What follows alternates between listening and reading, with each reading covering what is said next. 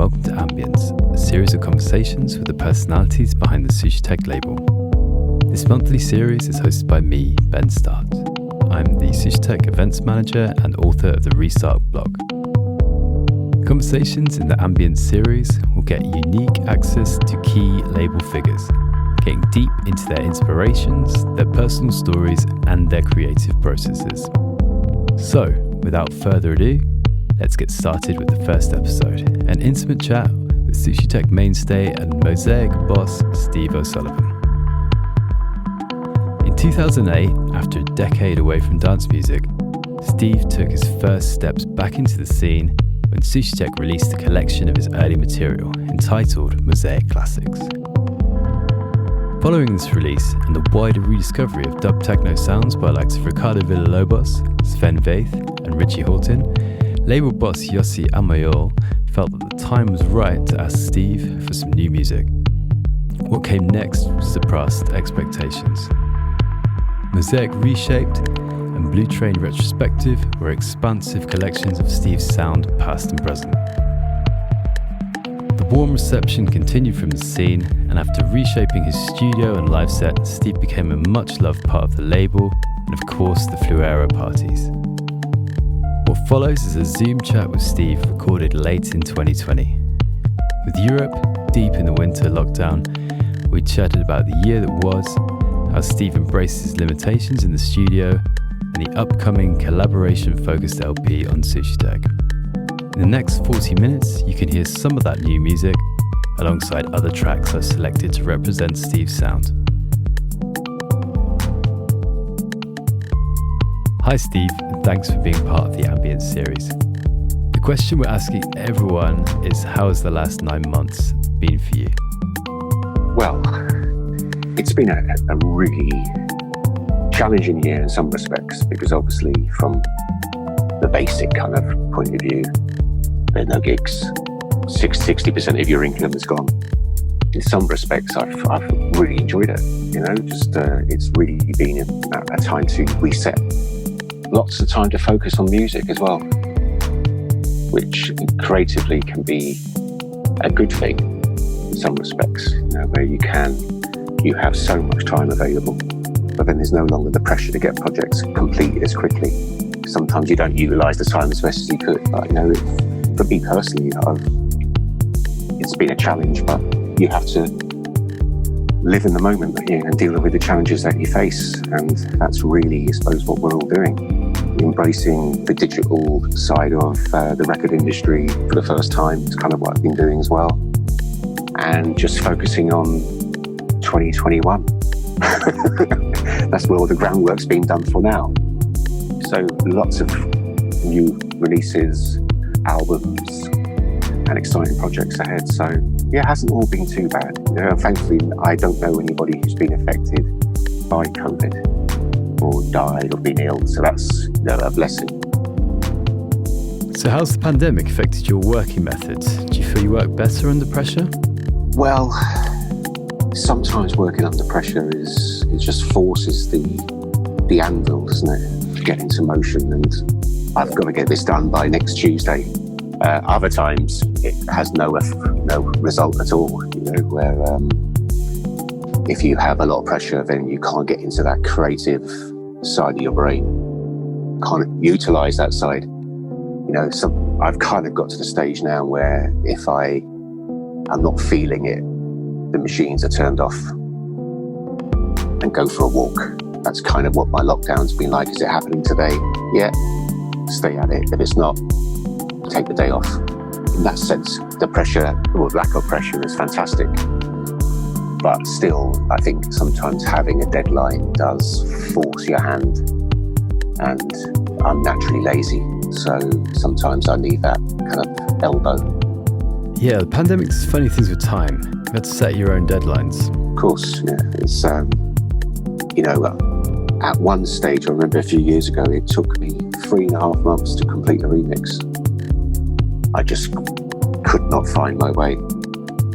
Funnily, in COVID, the remix time frame has reduced dramatically.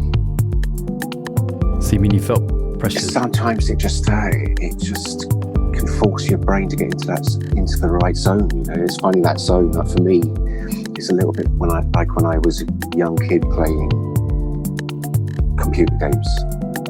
When I was in the zone, my mum used to always take the piss out of me for having my tongue stuck out, almost forget to swallow. You know, that's essentially my studio life. If I get into that zone where I forget to swallow, I know, oh, the groove's good. Sounds like you've hacked into the workflow a little bit. Sometimes you do have to rely on the experience to get things done, where you just have to be quite methodical and use that side of your brain.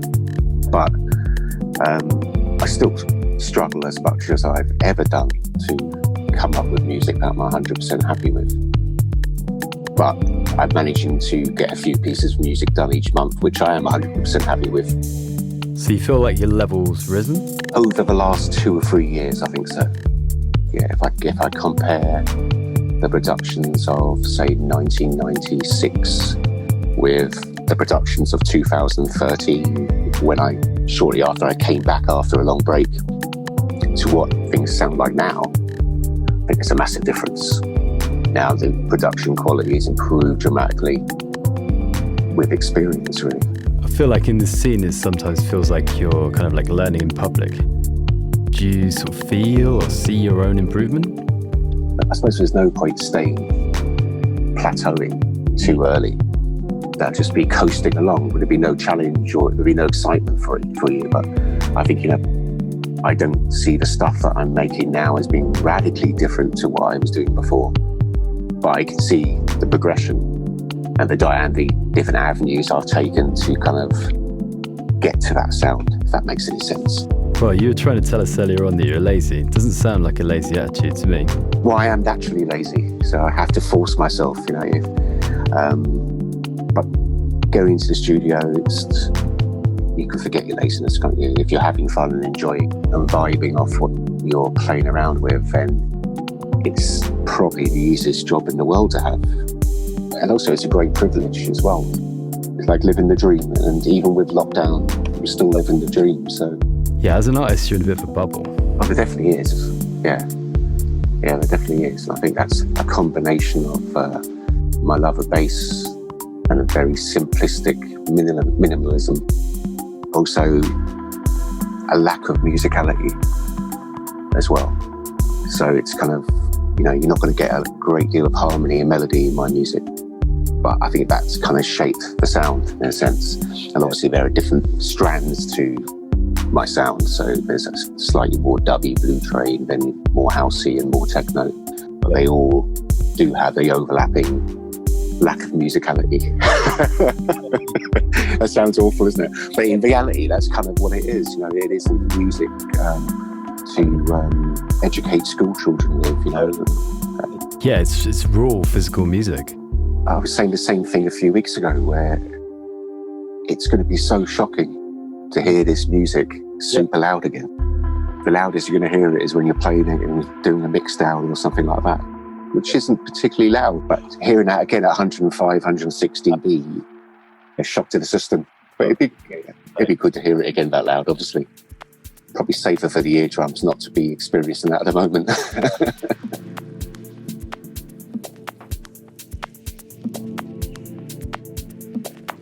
Yeah, that rawness in your music is definitely what people pick up on. One of these that picked up on it is Nina Kravitz, who you're about to release some of your old material with. And there's a collab in the work, perhaps, as well? We're doing a reissue of some of my Green material, which was a 6-series vinyl label I ran about 96 to 99, I think. And so 16 tracks coming out with a couple of unreleased versions as well. So that'll be quite exciting. As well as various remixes. If I try to remember them all now, I'm bound to forget somebody.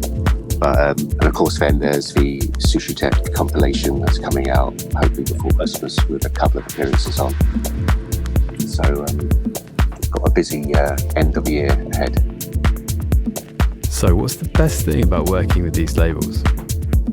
Well, it's always flattering, obviously, with people of a newer generation love your music. I think that's one of the greatest pleasures. It's not just people of my age group will say, "Oh, I used to buy your records back in the 90s." That's great. It's great. But what you want is the people of today say, "I've just bought your last one," and that's the best compliment you can have, really. That you can touch different generations, so to speak. Yeah. It sounded awful the way I phrased that there, but you know what I mean. Yeah? Yeah, I feel Trip's got that classic sound. It's a little bit warp influence, but yeah, really, really plugged into what's going on today. It's raw, it's a bit fucked up sounding, and that's kind of like those tracks I made back in the 90s were. So it's kind of the perfect home for it, really. Can you tell us a little bit about the studio setup that you made these tracks that Nina's picked up on? Oh, well, the very first setup I had was when I was about 16, which was just a drum machine, and that's all it was. And then shortly after that, I bought a 0.9 of a second sampler. So you can only sample less than 1 second on there. That's all I had for a couple of years. After 0.9, so you can imagine, speeding things up to 45 and... Yeah, it's great that you touched on limitations there. It's something that comes up again and again in interviews, but often gets really misunderstood. I think in this series, I really, really want to help our community understand what artists mean by these kind of terms. And like limitations is a really good example here. So I guess you're talking about really learning and getting the most out of a piece of gear.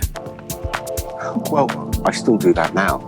Now my studio isn't anything high tech at all, but some solid bits that work well for me. So I will often just force limitations on myself. So one day it might be, okay, all I'm going to use is the MPC and nothing else to make a track. Let me make a track just using one of the other MPCs. I've got a few of them.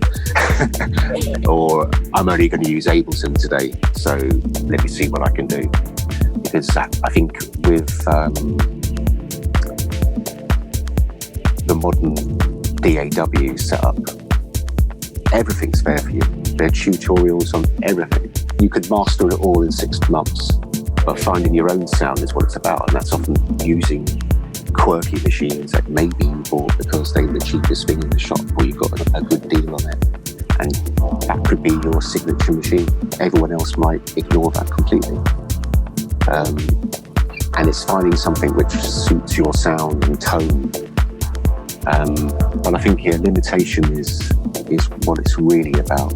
Back in the old days, you didn't have tape or editing. You literally press record and you hope for the best. And if it didn't sound great, let's do it again. You're talking there about the visual element of the DAW? Well, you had that if you wanted to use that, but the way I was generally working was to get a basic structure together as on a mixing desk, and just bringing this in and bringing that in, and then after some time, then you go, okay, I think it's ready to work now. Press record, listen back, yeah, that's good enough. Start the next one, and it was like that. So I didn't have the foresight in those days to record all the various elements of the tracks separately. It would have been fantastic now if I wanted to play those ones live. But it was all about, I'm making these tracks for today. There was no kind of perception that this music might still be relevant in 20 odd years' time. Yeah, I guess in the 90s you weren't constantly surrounded by techno. You had house, the likes of Basement Jaxx, but yeah, you really, really had to look further to find out to sound like yours. Obviously with techno, it was main room techno was the big thing. This kind of deeper dubby techno was more of a niche then than it is now. I think the biggest change between then and now is that this music, there are clubs where you will hear it at peak time, whereas in the past that would be just a warm-up DJ. Everything else was 145, with a bit of rawness to it. Robert Hood, obviously, people like that. And then you had the UK guys like Sims and Ruskin as well, which kind of, and the Downwards crews that kind of changed the whole UK sound really into something darker and more loopy. and away from that rave kind of hands in the air stuff. It was more head down music. Yeah, so these old tracks are almost like a letter from your past self. Would you give your younger self any advice? Well, obviously, to my younger self, I'm talking in an era where we didn't have DAWs. So if we had a DAW that I could transport back through the teleportation device in my bathroom, fantastic. I would say, record this shit down, multi-track it all, and that bit around bar 81, take that out. Those are all various elements, because I'm not a DJ as well, so I think there would be no real advice I would give, because I think, you know, I when I listen back to the catalogue of work, yeah, I'm satisfied on the whole. There's a couple of releases where I would have probably said, nah, now that wasn't quite good enough, but generally it was of its time, you know. And I think the only advice I give any young producer really is just to follow the groove, you know, see where it takes you. Don't imitate, just develop your own sound. And that's kind of, it took me 2 or 3 years of work to get to a position where the music was anywhere near releasable. And then once I clicked, got the first record signed, and then I was just on a flow. But it took a long time to get there, with no tutorials, no Google to help me. You had to find your own way. How do I get this machine to work? Reading the manual and finding your own problem-solving techniques, which meant that you worked in, I suppose, a quirkier way than someone else would with it, with the various devices, which means then, you know, even for instance, you know, mixing a record, you might EQ in a way that a proper engineer would say, oh, no, you don't do that. But those happy mistakes sometimes can contribute to a sound which resonates with people because they're not technically perfect. And sometimes perfection isn't easy or pleasurable to listen to. You know, if everything's too clean and precise, why do you think everyone who makes dub techno on Ableton puts layers and layers of hiss and hum into their music? And it's all made with one VST synth. You know that, you know it's all overlaid on top, but it needs that almost human element on there, or organic element, I should say. Yeah, you took a long break away from releasing music and playing in clubs. Yeah, I kind of just walked away, you know, just for various reasons, but which I've spoken about before. But I still would listen to the music, but I had no desire to go to a club listening to it or to make music for many, many years. I suppose you could say I lost my mojo, you know. Yeah, but you never really lost the love for the music itself. Yeah, it came back, you know, it never goes away. And then I found that I loved it more than I did back then. Back then, my kids were very, very young, so I had a small family, so the time was very limited. Which is probably why I was so prolific, because we're talking about limitations earlier and deadlines. I had my 1 day a week in the studio and a couple of evenings, and that's all I had. So it was bish, bish, bish, bish. I've got to get this done now. And then I just found after a while, I had a massive creative block. I just could not make music. Everything sounded absolute crap. And that's no good. That's no good. And funnily enough, I've rediscovered a couple of those tracks, which I thought were really crap. And they needed some work or editing to get them into shape. But actually, the ideas were good. I probably lost my focus, you know, just going through old tapes, trying to find various masters and discovering something that you probably knocked up in 10 minutes and thought, I'll let you record it. Oh, actually, you know, with a bit of work, that could actually be something. And I think when you start off as well, you're full of ideas, but you lack the engineering or craft side of it. And then as you get older, I think it kind of the sine wave goes the other way around, where the ideas aren't so fruitful, but the crafts are you can nail like that.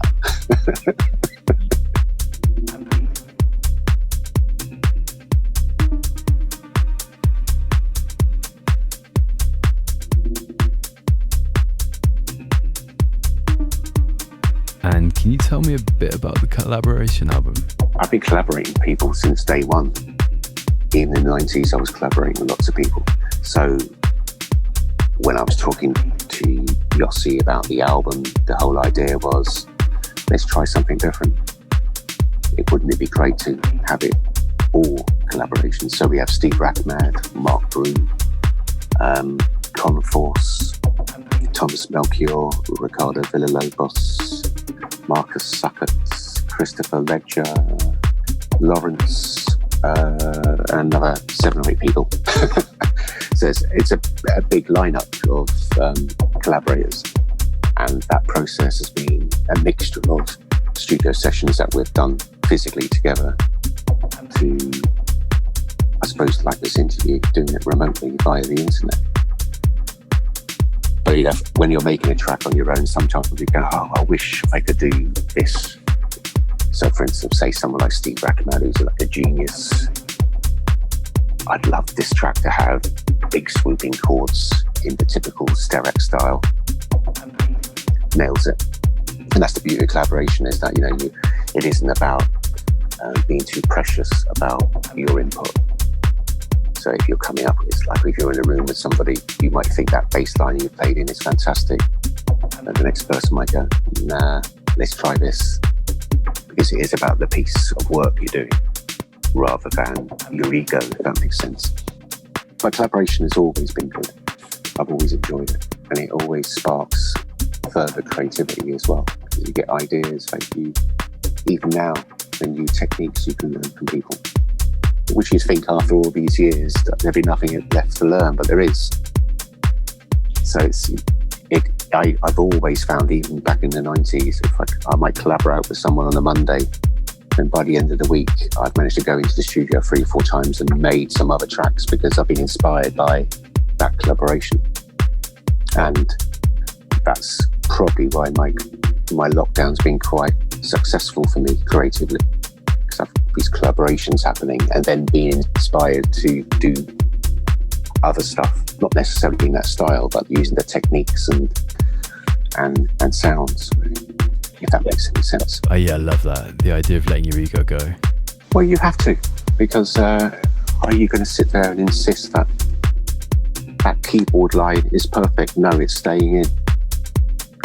It's a no-brainer, isn't it? If you're working together on something, you want people to be that honest with you, because it is about making the track better. And if the other person has and obviously when you're working with people of this kind of high level and standards, you're going to trust their judgment as much as they will say, I'm happy for you to do the mix now. Great, I'll do it. So it's all good, you know. It's been quite challenging as well if you're doing 2 albums of collaborations to coordinate. It's a huge project. So that's been, I suppose, one of the biggest challenges over the last 6-9 months, to go back to your earlier question, is coordinate all that, because everybody else is going through their own COVID crisis or anxiety, or everyone's dealing with it different ways. Not everybody is actually feeling like being creative. And if they are, they're looking at projects that are going to put food on the table. But rather than the more artistic, creative collaborations, which are about coming up with a great piece of work.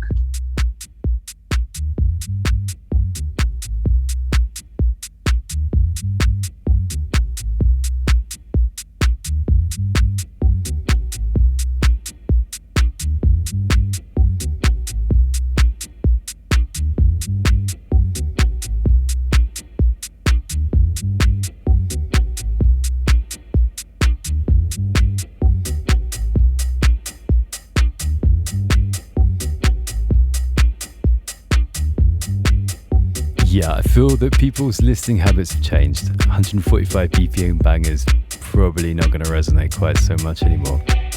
But Sushitech, the listening experience has always been central to each release. And putting together a project like this is almost a collaboration between yourself and the label. I suppose, yeah, if you're running a label, there are 2 types of labels, aren't there? There are the labels that are just aiming for record that sounds like the latest Juno or Beatport top 10 track. Cookie cut music, there's a lot of it around in all the genres, even in the little niche that we're kind of working in as well.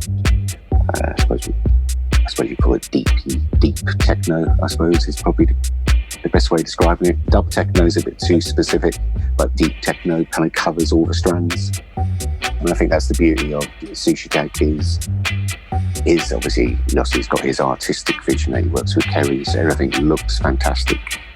You know you're getting good quality, and it's been a lot of time, effort, care, stress, probably on his part, with getting this finished piece of art looking and sounding as best as it can, and also having the variety. I think that's quite important, is that you don't want every record to sound like the previous one, because it's the only way you can last as a record label. And if you look back to the first releases and then look back to what's coming out the next release, there's a huge difference in sound. It's been crazy, you think, I suppose, from about 2008, 2010, over the last 10 years of the label. I think that's really the key period of the label, really. The first 5 years, I'm not sure whether Yossi would like me saying this, but I think he was probably finding his feet. Yeah. Where do I want to go with this? And then it clicked in place at a certain time, and from then onwards, it all kind of makes sense about it. And you came on board with the label around about 2008. I think it was 2008 is when I first, I think it was Russ Gabriel put me in contact with Yossi. He'd just done a record on Parata, the side label. And Yossi was asking to do a couple of reissue 12 inches of mosaic material. So that was the first time we contacted each other. Kind of stayed in touch and then lost touch around, I suppose, 2010. Didn't hear from them for a while until it was probably about 8 years ago. It was around this time of year when he contacted me and asked me if I'd be interested in doing another package of mosaic reissues. And that's when I actually said to him, I'm back making music again.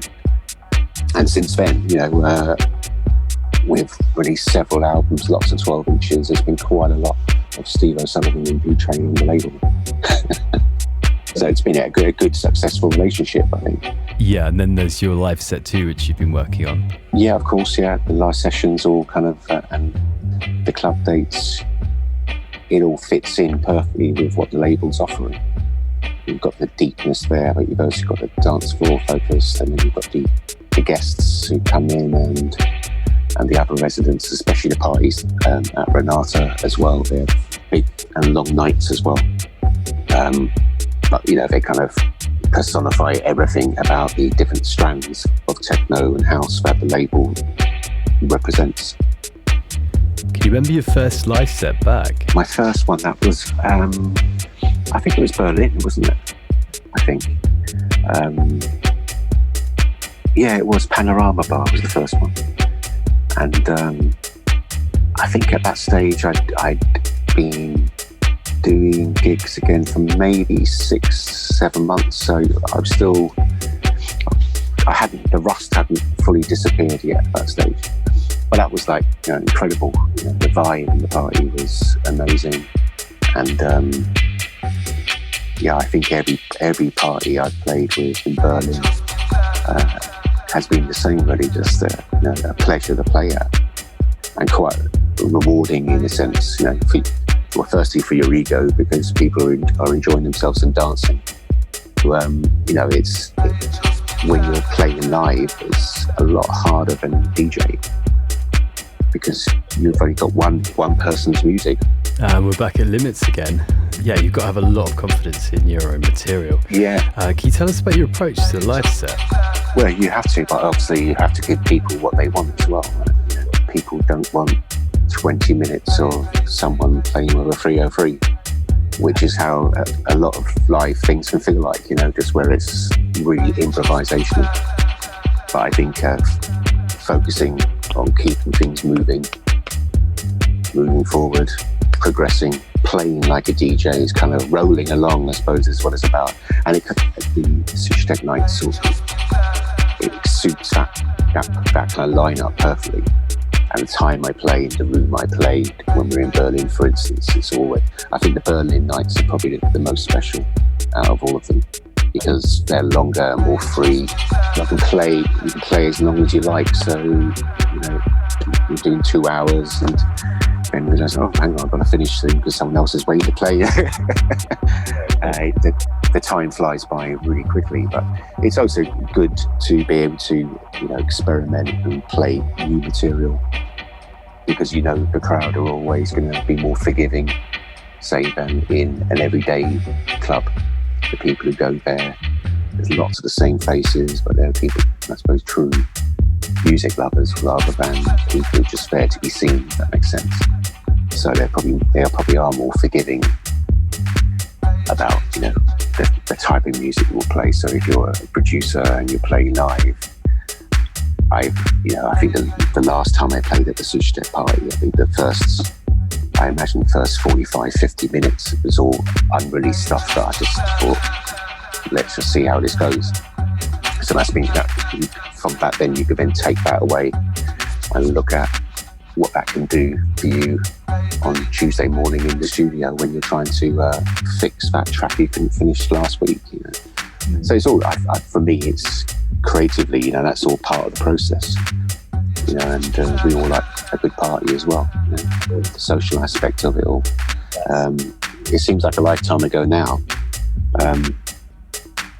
I suppose going back to what you were saying earlier about how's lockdown been, my wife was saying to me the other day, do you realise that for the last 8 months now, you've slept in your own bed every night? When you think of it like that, that's like, oh, okay. Yeah, that's crazy, isn't it? That's like an achievement.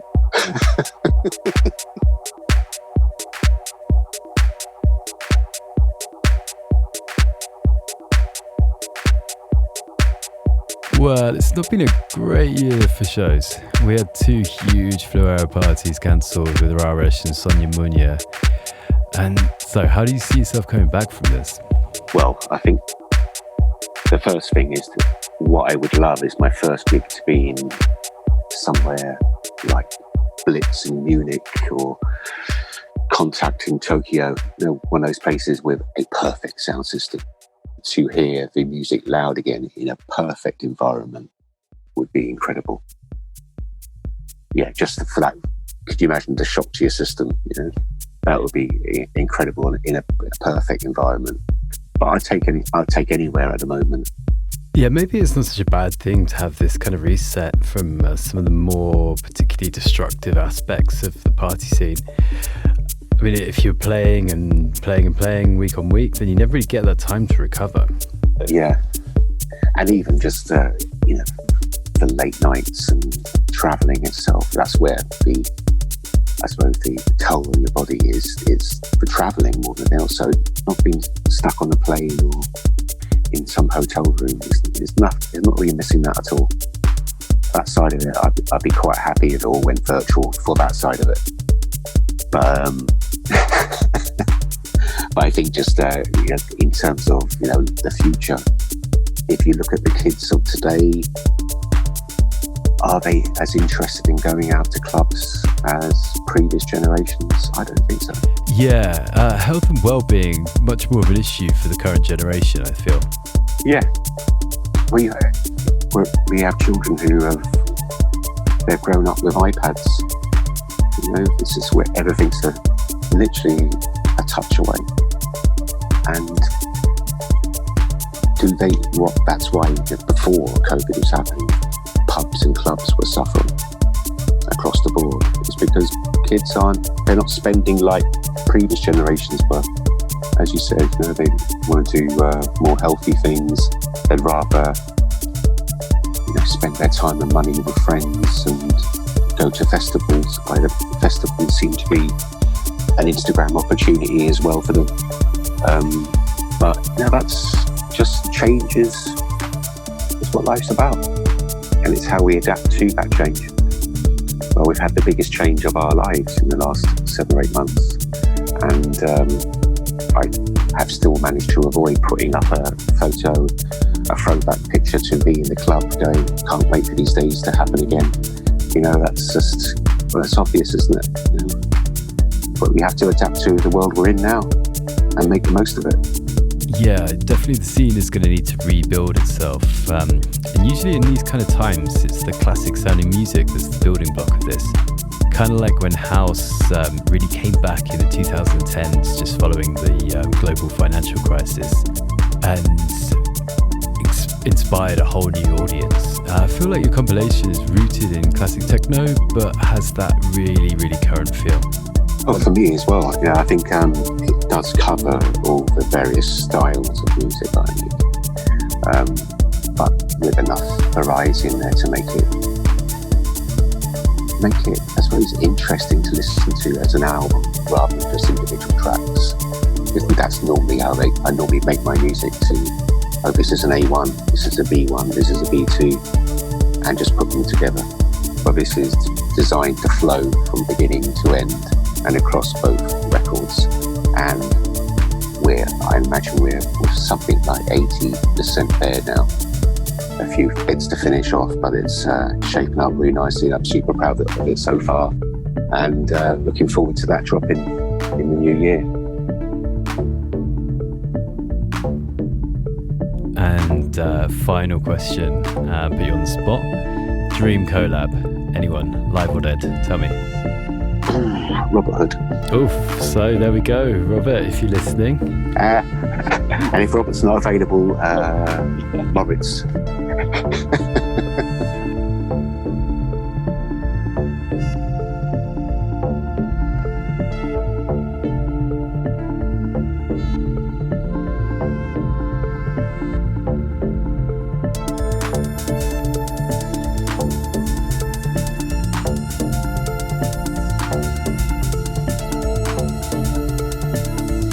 So, hope you enjoyed that. The track you're listening to now is called No Ghosts. It's Steve together with Steve Rachman, forthcoming on Sushitech. Bye for now.